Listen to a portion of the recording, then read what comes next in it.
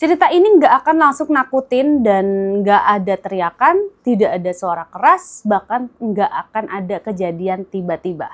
Tempat ini bekerja perlahan, masuk ke pikiran, masuk ke ingatan, lalu menghapusmu sedikit demi sedikit.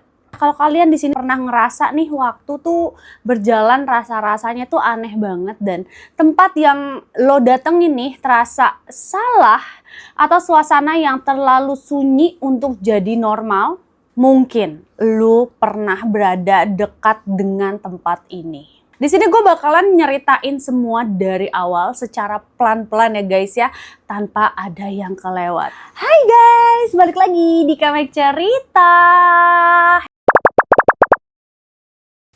Happy New Year ya, by the way ya. Ini udah 2026, semoga 2026 kali ini kita makin sehat, makin banyak rezeki, segala sesuatunya dilancarkan ya guys ya. Dan semoga apa yang belum tercapai di 2025 tercapai di 2026 ya guys ya. Ini pas banget nih, baru banget tahun baruan guys ya. By the way, jangan lupa kalian untuk subscribe YouTube Kamek, di like-like, di komen-komen, di share-share juga ya guys. Jadi tokoh utama cerita ini bernama Arga yang usianya 24 tahun, mahasiswa tingkat akhir. Dan Arga ini bukan orang yang percaya hal mistis. Arga tipe orang yang logis. Jadi kalau ada sesuatu yang bisa dijelaskan, dia tuh nggak suka mengkait-kaitkan dengan hal yang goib. Nah, hari itu Arga ikut perjalanan mendaki bersama 3 temannya nih. Yang pertama ada Rian, ini dia yang paling dewasa dan jadi pemimpin perjalanan. Terus juga ada Bayu ya, dia itu banyak bicara dan suka bercanda. Terus ada Nisa yang dia tuh tipe orang yang jarang bicara tapi selalu sadar lebih dulu kalau ada yang janggal. Tujuan mereka sederhana guys, hanya mau mendaki gunung yang jalurnya jarang dipakai. Bukan gunung terlarang ya, dan wilayahnya pun juga tertutup. Tapi bukan jalur yang populer guys. Dan sejak awal sebenarnya ada satu hal kecil yang terasa aneh. Jadi pada saat pendakian itu tuh bener-bener udah nggak ada pendaki lain sama sekali. Ini gue bingung ya sama Arga nih, ngapain ya tiba-tiba daki gunung yang memang bener-bener gunungnya nggak pernah didaki sama orang-orang ya. Kan nyari penyakit ya Zai. Lalu guys, makin masuk ke hutan nih suasananya pun jadi berubah perlahan. Awalnya ya masih tuh kedengeran daun yang bergesek, terus juga langkah kaki, terus juga suara nafas sendiri. Lalu satu persatu suara itu menghilang guys. Dan bukan karena telinga mereka bermasalah, tapi karena hutan ini tuh memang diam. Kalau gue ya, jadi mereka bertiga udah tahu kayak begitu, gue sih langsung udah deh gue turun lagi aja, tidak mau melanjutkan. Yang di awal gue bilang kan, ngapain nyari penyakit ya say. Tapi ya penasaran juga ya, kok bisa-bisa diem gitu kan. Dan di hutan itu bener-bener nggak ada serangga, nggak ada burung, dan nggak ada tanda kehidupan. Udah aneh banget nggak sih? Dan di sini si Bayu nih sempet aja nih bercanda ya. Dia bilang kayak gini, ini hutan apa hutan paus? Tapi di situ tuh teman-temannya tuh nggak ada yang ketawa lama gitu loh. Dan di sini tuh seketika ya, si Nisa tuh berhenti berjalan. Nisa orang yang paling sensitif, tiba-tiba berhenti dan dia bilang apa coba? Kalian nggak ngerasa ya kalau kita tuh bukan lagi di jalur yang sama. Nah, pada saat itu GPS-nya Rian pun masih menyala, tapi jarumnya berputar lambat seperti kayak nyari sesuatu yang nggak ada. Tapi sebenarnya ya kalau menurut gue, ketika memang hutan itu sudah terasa tidak ada kehidupan, menurut gue itu memang sudah ada penolakan ya dari hutan itu sendiri ya. Jadi aduh, ngeri banget ya guys. Dan di sini kabut tuh tiba-tiba turun, bukan dari kejauhan, tapi seolah tuh muncul dari tanah. Langkah kaki pun terasa berat dan napas pun mulai pendek. Dan saat kabut menipis, mereka melihat sesuatu yang seharusnya tidak ada di peta. Apa tuh? Sebuah desa kecil. Jadi bukan reruntuhan dan bukan bangunan tua. Tapi di sini tuh desanya yang bener-bener tampak hidup. Rumah kayu rapih, lampu minyak tuh udah menyala gitu loh, menyala kuning, dan ada suara air dari sumur. Dan tiba-tiba mereka melihat seseorang kakek berdiri di tengah jalan. Wajahnya keriput, matanya juga terlalu tenang. Asli sih, dari hutan yang bener-bener gak ada kehidupan, gak ada suara apa-apa, tiba-tiba ada sebuah desa yang wah, ngeri banget ya. Gimana tuh orang-orang di sana ya? Real orang atau bukan sih? Terus si kakek itu juga dia ngomong kayak gini. Masuklah, malam sudah terlalu dalam untuk berjalan. Nah, pada saat itu benar-benar nada suara si kakek itu datar. Seperti kayak lagi baca kalimat yang udah dihafal. Dan anehnya ya, nggak ada satupun dari mereka yang menolak. Di sini malah ya keramahan yang berlebihan tuh malah jadi kayak mengancam gak sih menurut gue. Desa ini tuh udah bener-bener terlihat jahat secara visual. Tapi secara emosional tuh memang bener-bener terasa salah. Dan itulah nih yang ngebuat ya jauh lebih nyeremin daripada desa yang terlihat rusak atau menyeramkan dari awal. Bener gak sih? Di sini jam tangan Arga berhenti di 23.58 dan bukan rusak ya. Karena jamnya Rian, jamnya Bayu, bahkan jamnya Nisa, semuanya tuh nunjukin waktu yang sama. Dan anehnya di desa itu tuh lampu nggak meredup. Terus juga api nggak ngecil. Nah, bayangan pun tidak berpindah. Jadi benar-benar pada saat itu waktu diam. Dan penduduk desa ya tidak ada yang mempertanyakan. Jadi kayak ya udah aja gitu loh. Gila sih di sini ya bener-bener ya konsep dari waktu berhenti aja menurut gue itu tuh udah salah satu elemen horor ya. Dan saat waktu nggak gerak manusia tuh kehilangan pegangan terbesar dalam hidupnya, bener gak?